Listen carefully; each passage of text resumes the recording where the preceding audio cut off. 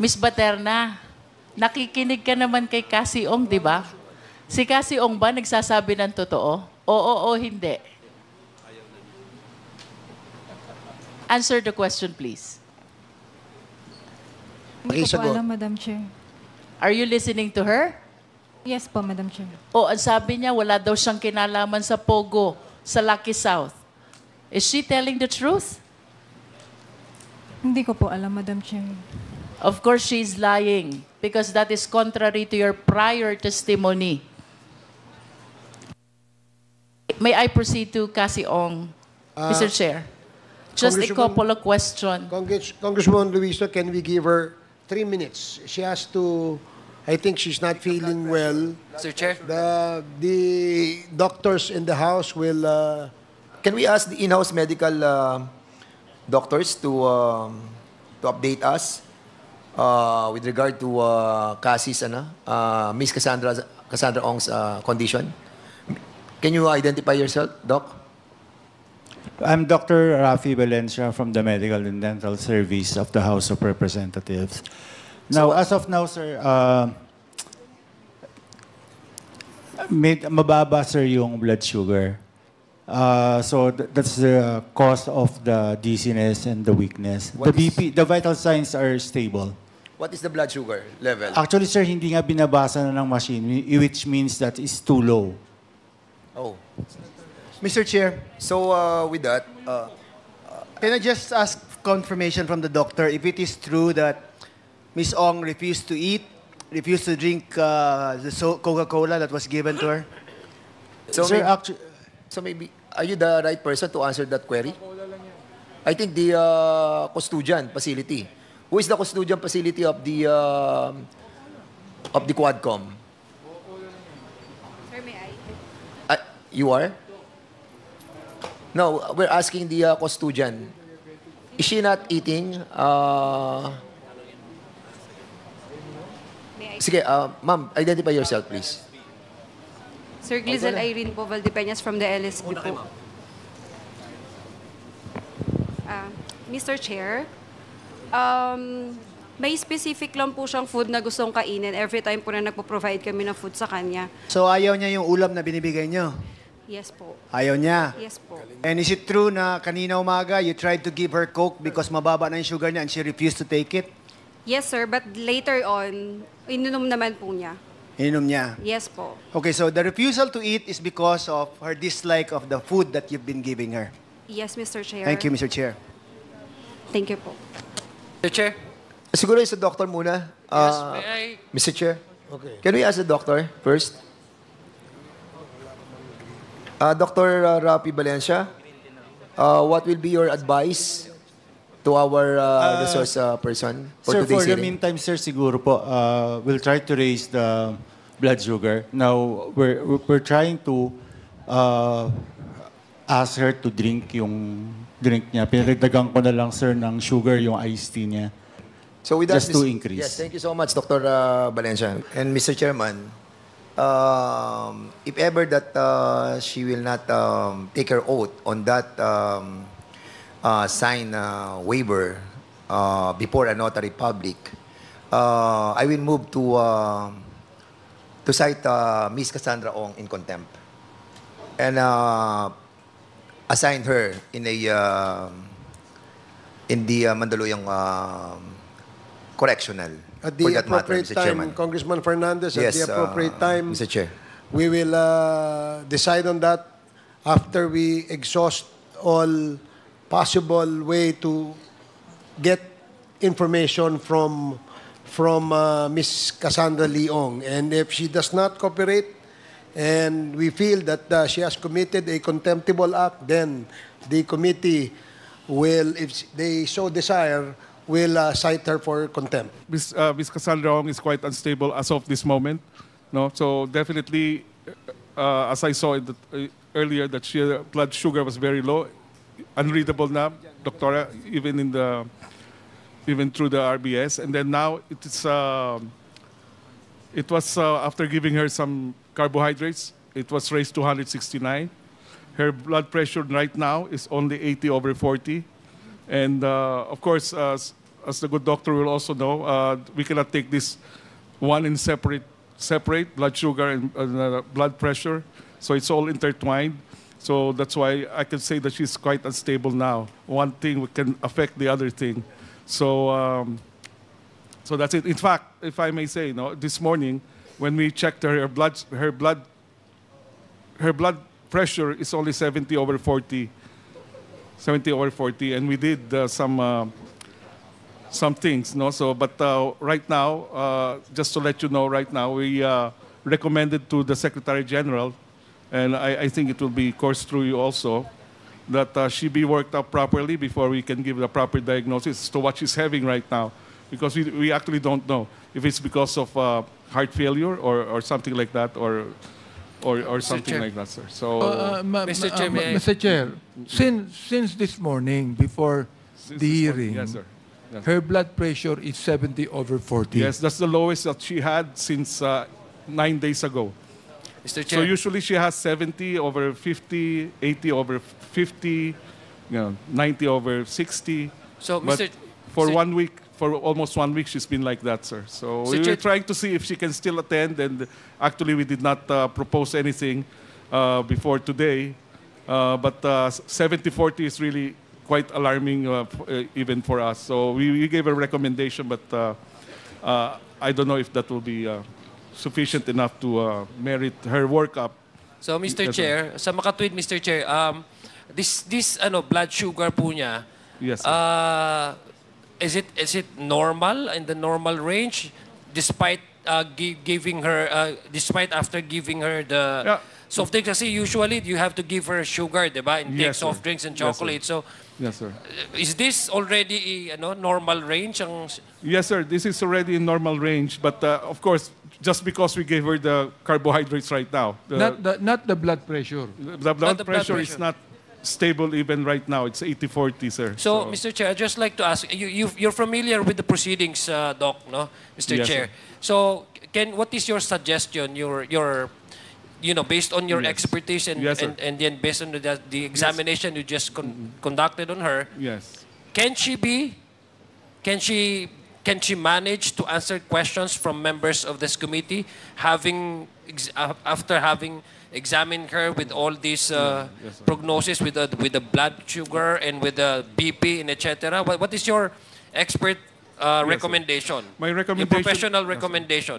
My recommendation, Mr. Chair, is for her to be excused for the remainder of this hearing, and then a proper workup should be done to her in the next coming days, so we can finally diagnose her, final diagnosis that we can have, so she can. I understand because she's still here for another 20 days or so, so we should be well aware of what she's really having. With a good diagnosis because of all the workup that could probably be done outside, sir, outside. Like to the echo and things like that, sir. So, Mr. Chair, Mr. Chair, well, I'll be objecting for her to come back and answer questions. Perhaps my recommendation would be that you put an IV to her, di ba? If necessary. Yes, sir. And then secondly, I think she must be brought to the hospital. To the hospital. Yes, po. Di ba? Yes, po. so Mr. Chair. For proper workup, sir, so we can. Okay, please Yes, continue, Kong yes, G, the ah. last. I think after hearing the diagnosis of our doctor here, resident physician, for humanitarian reason, Mr. Chair, I believe that we have to excuse Ms. Cassie Ong from this proceeding and allow our doctors to conduct a thorough examination on her, because basically she's under our custody.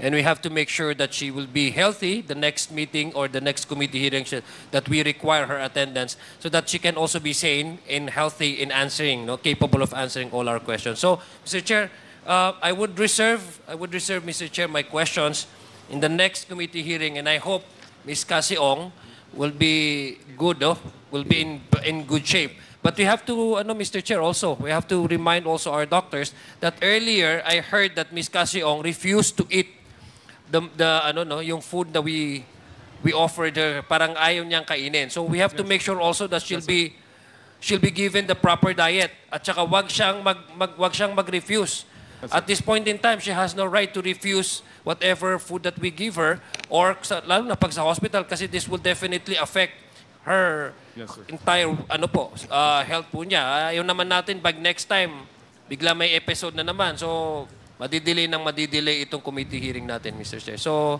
having said that, I thank the committee chairman for allowing me to ask our doctor and really report to this committee what really is the condition now of Ms. Ong. Thank you very much, Thank you, Kong Zia. Mr. Chairman, Mr. Chair. Congressman Fernandez and then Congressman Yeah, Abante. I just wanted to be clarified, Doctor, no? Kasi nakita ko to kanina na ang kanyang blood pressure was 90/50. And then a while ago when she testified, kasi 1207 pa to eh. So now, ano yung naging blood pressure niya prior to this 80/40, sir. Ha? 80/40, Mr. Chair. Yes. Over 40. And what that indicates? Hypotension po. Hypotension. And her blood sugar, kanina mababa, it jumped to 167 Yes, sir. That's a normal consequence because of giving the her iced tea. Yes, sir. But it is temporary. I would presume, sir, it will be temporary. Will you recommend having her in a hospital instead of being here? Yes, sir. We gave the recommendations already to the Secretary General. Kasi kung kinakailangan Yes, sir. dalhin siya sa hospital, Yes, sir. bring her to the For hospital. proper workup only, sir. For proper workup. Yeah, For please. proper workup. So we can make sure that when she gets presented here the next time, that we are aware of what she truly has, and we have already the proper medication, the proper treatment. Do we that have a complete that she can continue. Do we have Yeah. a complete facility in order to find out the real No, not condition? here, sir. Not here. Oh, in that Not here, case, Mr. having Chairman. this kind of blood pressure and the staggering blood sugar, Yes, sir. don't you think it's high time to bring her Yes, to sir. the hospital? Yes, sir. Or at least 2-3 days. Just to give the proper workup, sir. 2 to 3 days po. Okay, 2 to you will 3 be the one responsible for this, because I myself, I will be recommending her to be Yes, sir. brought to the hospital. So that Since, only, yes, sir. So Huh? that only, Mr. Chair, the next time she goes to the hearing, we already know exactly what she has and she's being treated for whatever she has. no, what I'm trying to tell Yes, Doc, sir. Doc Yes, sir. Valencia, Valencia ba? Bautista po. Right now, we have the blood pressure that is so low, starting 1207, and then a while ago, you told us that it was from 90/60, naging 80/40 siya. Yes, sir. And then the blood sugar was so low when she drink the iced tea, it jumped to 167 milligram. So Yes, sir. don't you think it's proper to bring Yes, her sir. to the hospital now? If Mr. Chair. the committee will approve of that, then there's no reason for us to delay further. So the sooner we know her diagnosis, the sooner we can treat So her. we will be letting you your medical expertise. No? Yes, sir. Sige. Yes, Thank you, Mr. Chairman. Thank you, Congressman Fernandez.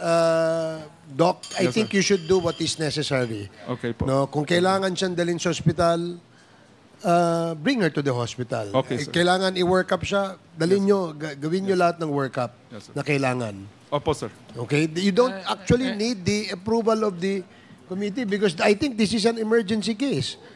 So, Yeah, we can say sige, that. so, And Somehow, Mr. Chair, I'd like to tell our doctors that, for example, before the hearing, her blood pressure is 70/40.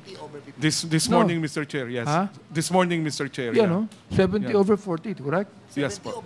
70/40. Before This the morning, hearing. around 10:30 in the morning. Ibig sir. sabihin, pwede na papuntahin dito pag ganun ang blood pressure niya. But we were watching her the whole day, so somehow we felt she can, but apparently she wasn't able to continue sige. anymore, sir. Now that you have given your opinion on her medical condition, do what is necessary. The committee will abide by you. Okay? So, thank you. Mr. Chair. Next, Motion to...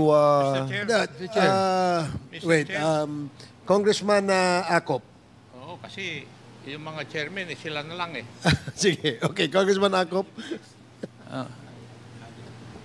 Doc, sabi po nyo, 2 to 3 days. The lab exam will be complete. Not only the lab exams, Mr. Chair, I think she will have to undergo some other procedures like a 2D echo and other things po. To rule out yung heart problem. Yes po. Pero yes at po. her age, medyo malayo. We cannot definitely say that, but I will be more comfortable with her having at least a 2D echocardiogram. Kasi 2D napansin ko echocardiogram. nung tinatanong naman siya ni Kong Johnny Pimentel, ni Dan Fernandez. Nakangiti pa eh. Di ba? Eh, kitang-kita ko naman nandyan siya eh. Pero si Congressman Abante, nakasimangot na. Hindi. I'm sorry, sir. Tapos bumalik kay Dan Fernandez. Nung sinabi niya na ikukulong sa Correctional Institute for Women, biglang nagbago.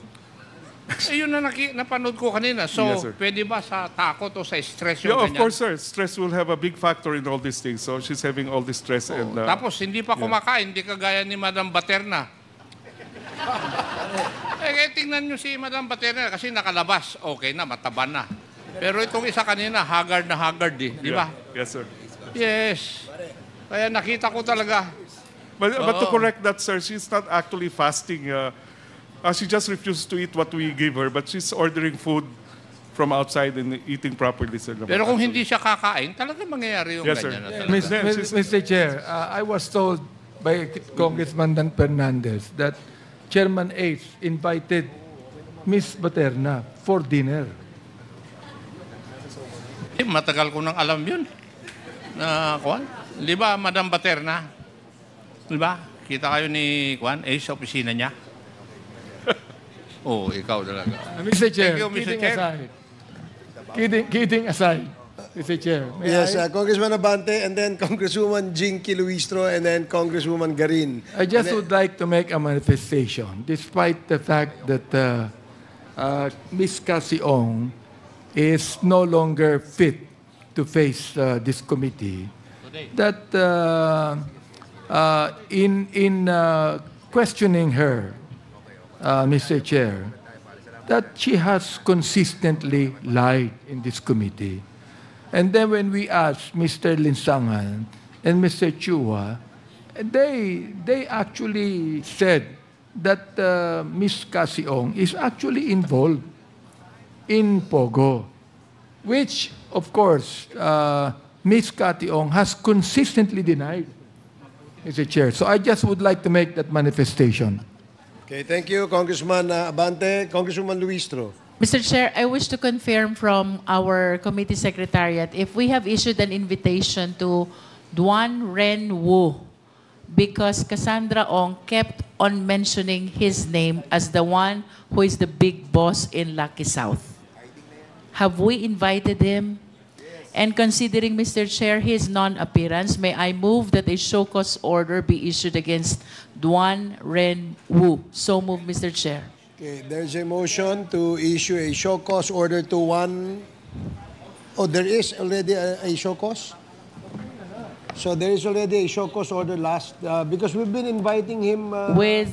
Therefore, with the manifestation of the committee secretary that a show cause order has been issued already, then may I move that a subpoena ad testificandum be issued to Duan Ren Wu. So move, Mr. Chair. Second. There is a motion to issue a subpoena ad testificandum to Mr. Wu.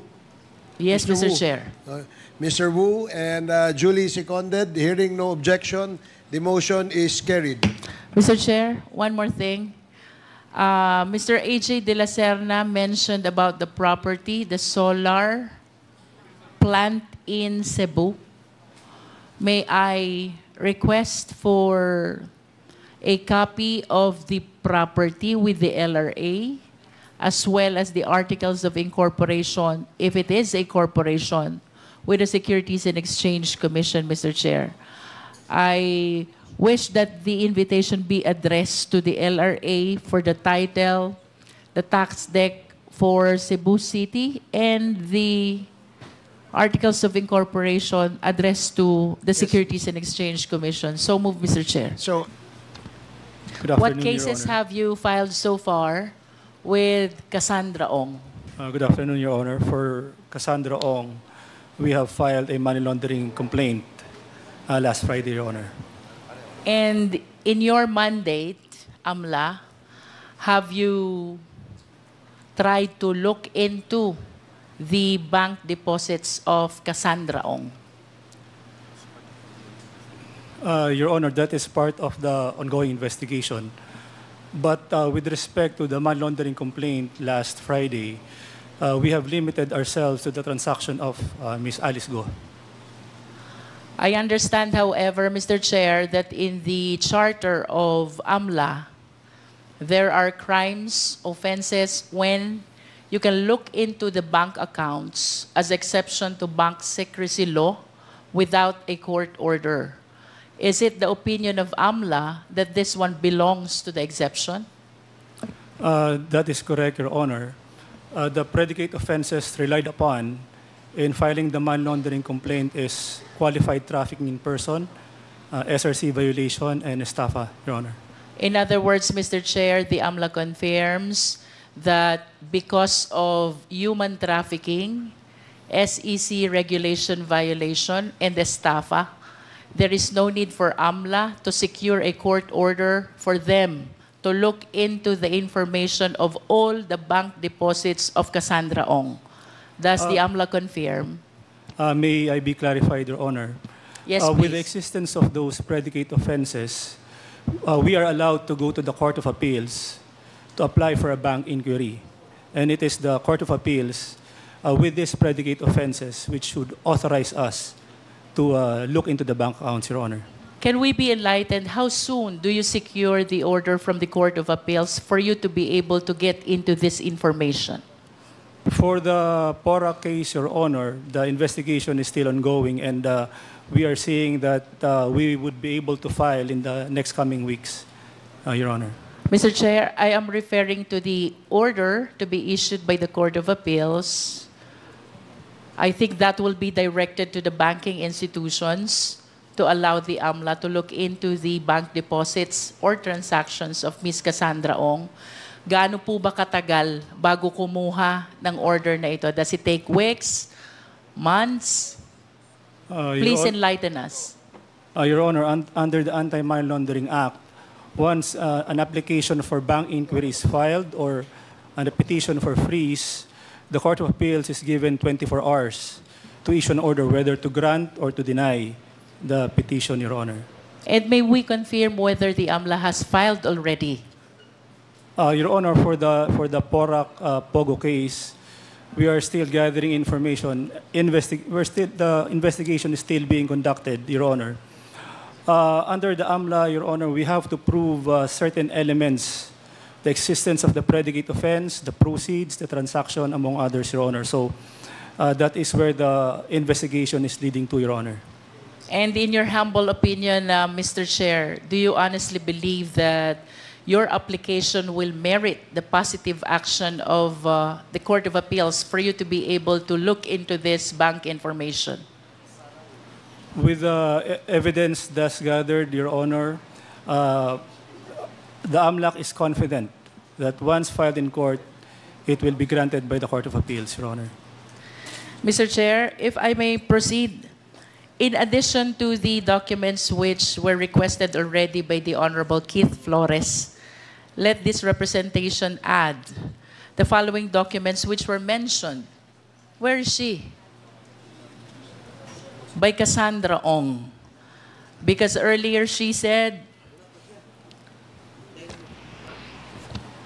Chairman. suspension, Mr. Chair. Since wala pa si Cassandra, can I ask the AMLA? Okay. Chairman. Yung case na final nyo doon kay Cassandra Ong, malinaw. You have a case filed against Cassandra Ong or Alice Go? It is against Alice Go together with Cassandra Ong, Your Honor. And it covers Bamban, Tarlac. It's about the Bamban case. How about the Porac, in which Cassandra Ong is involved? That is the case that is still being investigated by our office. Timeline tayo, please. Next week, 2 weeks? At most 2 weeks, Your Honor, at most. 2 weeks from now. Then, the next is Court of Appeals na. Hopefully within the next 2 weeks, Your Honor, we'll be filing a bank inquiry petition before the Court of Appeals, Your Honor. So, ito for the record, ulit, Bamban pa lang po. Sinama nyo na si Cassandra Ong. Yes, Your Honor. It's a joint investigation by the AMLAC, by the NBI, and PAOK, Your Honor. Sa Porac, Pampanga, sinong mga subject dun? For the PORAC, Your Honor, with your kind indulgence, we cannot disclose the persons Okay. being Since investigated, Your Honor. just this morning you asked for an executive session to appraise us. So, Mr. Chairman, we'll just schedule an executive session with the AMLAC. Ang request lang po namin, bilisan po natin. Kasi, nakafocus pa kami sa budget. Ang Quadcom, this is now the fourth hearing. Hopefully, sana, in the fifth or sixth hearing, medyo na-file na natin, tapos may reply na from the Court of Appeals. Will do po, Your Honor. Thank you, Mr. Chairman. Thank you. Chair? Yes, please I just proceed. wish to clarify from AMLA because my understanding is Cassandra Ong is implicated in PORAC Pampanga. How come she was included in the case in Bambantarlac? That is based on the investigation conducted by the NBI and PAOK, Your Honor, that she's part of this conspiracy in the commission of the crime in Bamban case, Your Honor. In other words, does AMLA confirm na wala pang kasong nakafile pertaining to Whirlwind and Lucky South? Insofar as the money laundering aspect, Your Honor, is concerned, none so far, Your Honor. Mr. Chair, can we pursue the waiver that was previously committed by Cassandra Ong to execute for herself and in behalf of the corporation? Because there is misrepresentation when she said that cases have been filed against her already, when the truth of the matter is her implication is with respect to Bambantarlac and not with respect to PORAC Pampanga. I respectfully move, Mr. Chair, that we pursue the prior commitment of Cassandra Ong to execute a waiver, at least if not for herself, in her representation for Lucky South and Whirlwind Corporation, Mr. Chair. We will ask her directly, Your Honor, as soon as she comes back, and ask for her commitment again, whether she is willing to sign that waiver in order for us to be able to examine. Mr. Chair, I just wish to express this frustration that during the last hearing, she seemed to be so sincere in her intention to execute the waiver, only for me to realize today that she just wanted us to withdraw the contempt order and the detention order in the Women's Correctional. So I find it actually as an act of contempt, Mr. Chair, but I understand the technical gaps, the challenges of the Secretariat. Nonetheless, I wish to manifest that we be ready with our templates so that if there are commitments expressed by the resource speakers, we have it signed right away, especially when the resource speaker is duly accompanied and assisted by her own lawyer, Mr. Chair. Yes, we take note of the manifestation of Congresswoman Luistro, and may I direct the COMSEC to please follow the suggestion of Congresswoman Luistro as far as the template for whatever commitment, whatever statement to be made by the witness before a committee hearing of the Quadcom.